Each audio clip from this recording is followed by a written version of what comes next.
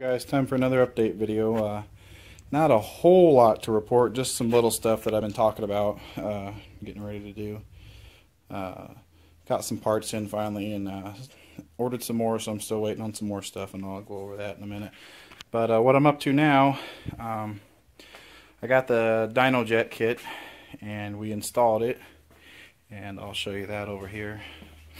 So on the Dynojet Kit, it pretty much consists of these air reducers here that you kind of tap in here and glue in, and then it comes with an adjustable needle, and then you drill your slide out to allow your lifts to move up and down properly with the new fuel flow, and that way they're gonna do what they need to do when you've increased the fuel in the air.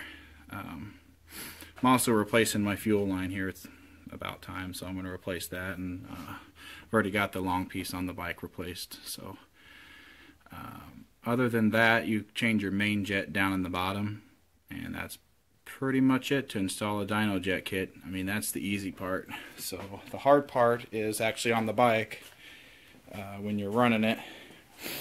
I've ordered this and I've got it now. So this is the really nice Morgan Carb Tune Pro here.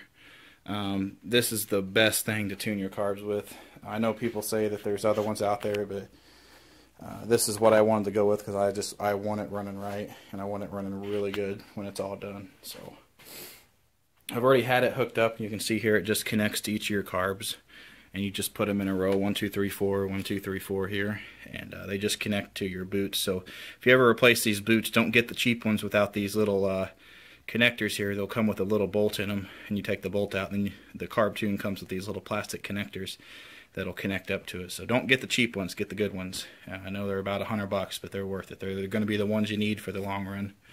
So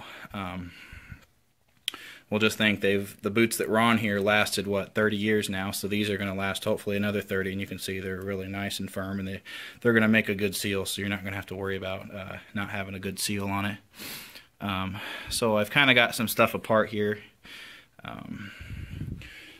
I tried to use my old, or actually not old, but when I bought that parts bike there, it came with some cone filters. The guy was trying to run it, and he hadn't done anything to it to get them to run. He just stuck them on there and thought it would work, but of course for these pod filters you have to jet. I mean, your bike just ain't gonna run with them. These are just some cheap eBay. They're called Moxie, but they're just some cheap eBay ones. The problem with these are, you can see I've made some cuts to try to make them work, but even then I still got to have that slide part here out of the way. So on these I tried to make the 2 cuts for these 2, and then this one I still need to make a cut. And the problem with that is, once you've cut it so much, your filter's not even going to hang on. So I would have had to cut it up here, and it would have been barely hanging on. Even now it was looser than it should be, so I didn't even want to mess with those. So I went ahead and ordered some good filters. I didn't order the super expensive K&N, which would have been about probably 125 or 30 bucks. They would have been worth it, you know, they're oilable and everything. I ordered some the second best in my opinion from a buddy told me about Mike's XS website, and he's got some really nice pod filters. They're exactly like K&N's. They've been dyno tested and all that good stuff. They're oilable, and that's the kind you want. Those are the kind they're going to last. They're cleanable and oilable, not like the paper filters.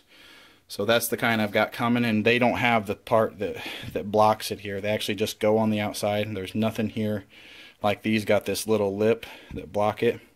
Those aren't going to have that. So that's what you need with these carbs. It's just not going to get the air it needs when you're blocking those.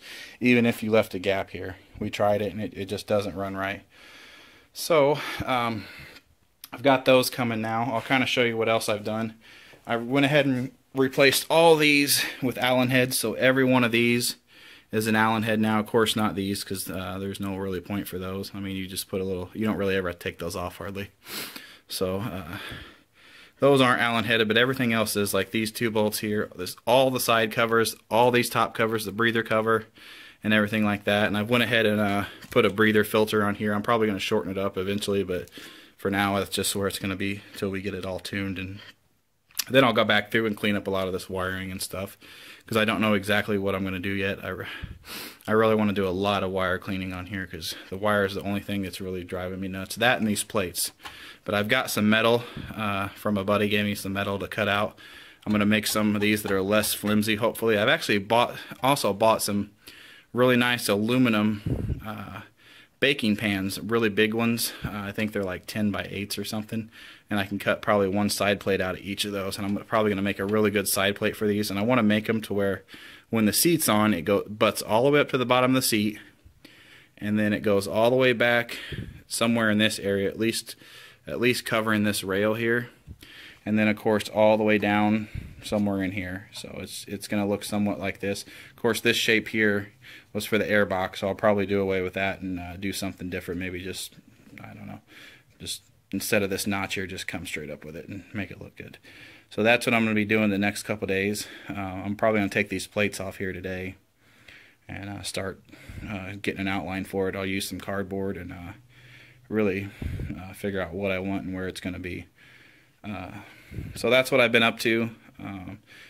Also, I was having a problem with this battery acid squirting out, and I didn't realize it needed a tube there. A friend of mine told me that it has to have a tube there, and then I of course seen the spout, so I got a tube running all the way down now. I just need to cut it short because it's hanging out the bottom a few inches.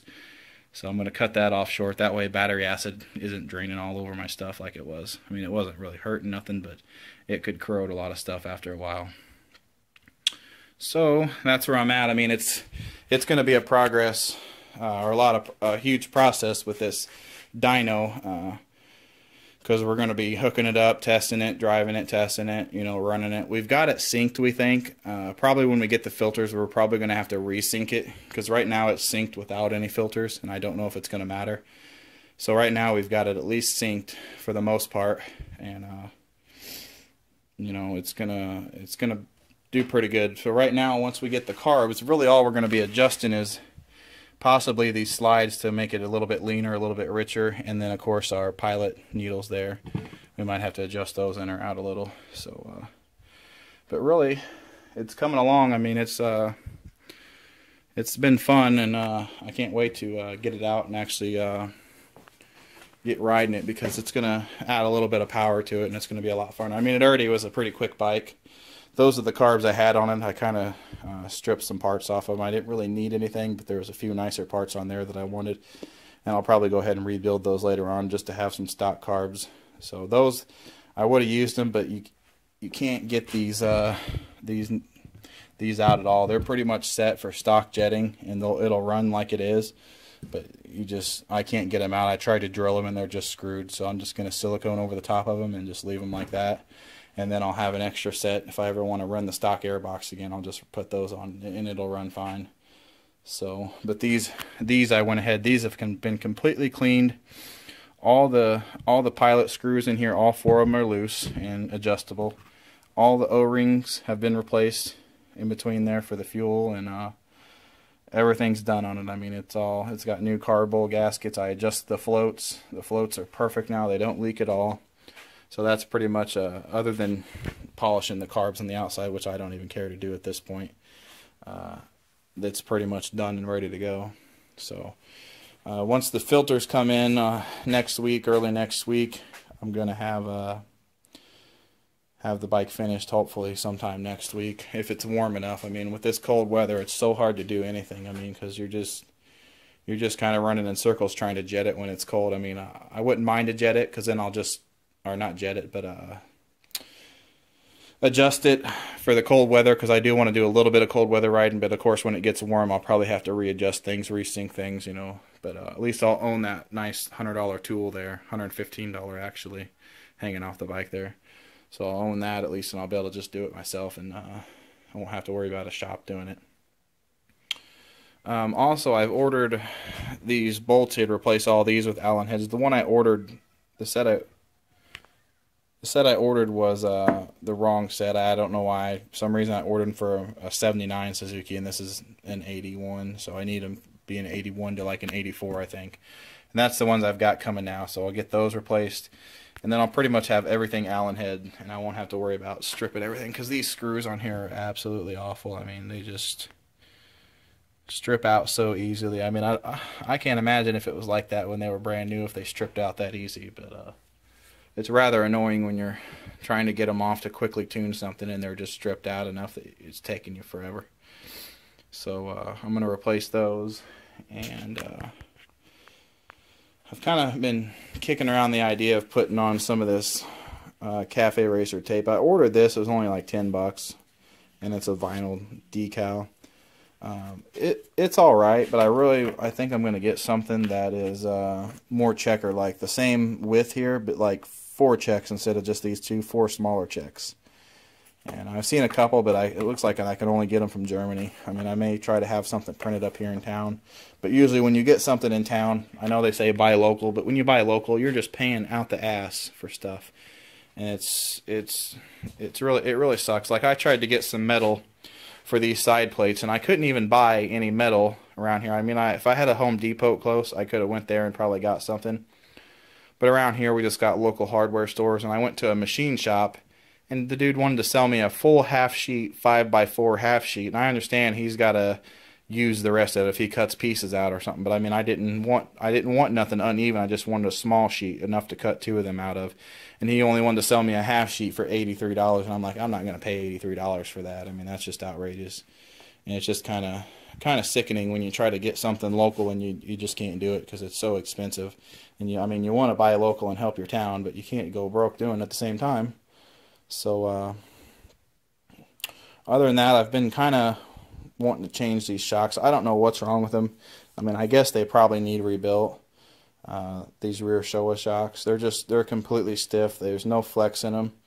And I'm thinking about putting those back on. At least there's some flex in them. I mean, I know those are kind of probably needing rebuilt too. I don't think they're leaking, but at least they're going to be more comfortable than these. So I may end up switching those back out, and it may give it a little bit of thinner look. Because that's the only thing I didn't like about these, how fat they look compared to those. Those are, you know, at least a ½ inch or an inch skinnier in diameter. So hopefully we'll get that going and get some stuff done, because I really want to ride. I wanted to ride the last couple of days, or last week when it was getting warm out, and I didn't get to because we started trying to do the dyno and didn't realize the air filters were going to be such a hassle. So that's what we're waiting on now, the good air filters. So once those get in, I'm sure I'm going to make another video, probably lots of videos after this. I mean, there's just more to come.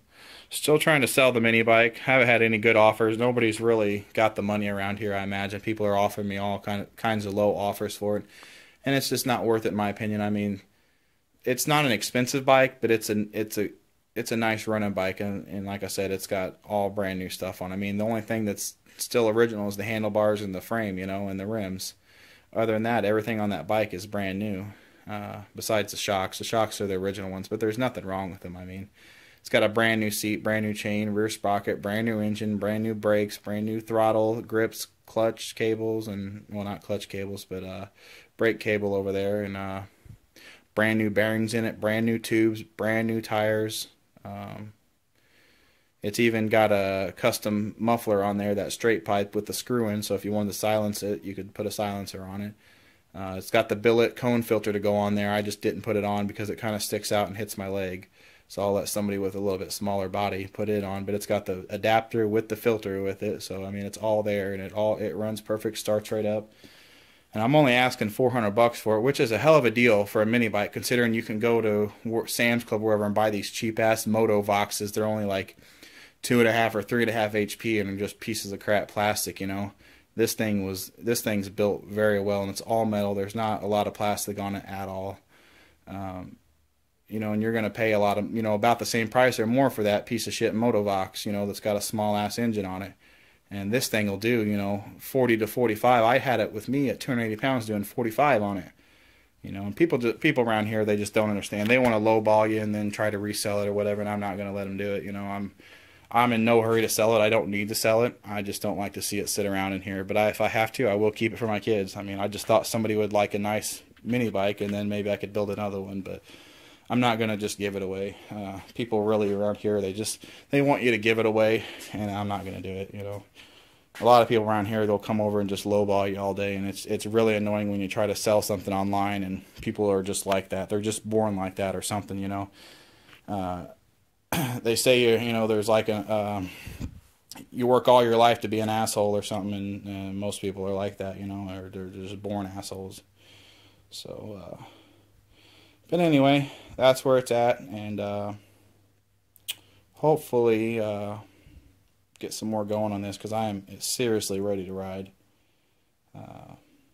But yeah, thanks for watching. I know it's kind of been a long process of this video, and it's nothing cosmetically is looking great. I mean, it's still a rough looking bike. I don't know if I'll ever take it apart and paint it. I don't really want a nice bike like that. I just want something that's 100% reliable and is nice and fast, and it doesn't have to look beautiful to me. You know, like I said, I painted the stuff myself, and that's the way I want it. I don't want to have to go pay for a paint job, then worry about my kids coming in here and scratching it with their bikes or something, you know. And if it falls over, you know, it'll fall over. It ain't going to be a big deal to me. So as long as it don't dent the tank, I can care less. So thanks for watching. Hope you guys are enjoying the video so far, and hopefully the next one will be either installing or sinking the carbs, or, you know, setting them up, and then hopefully it'll be a good riding video, and we'll see what happens. Thanks for watching.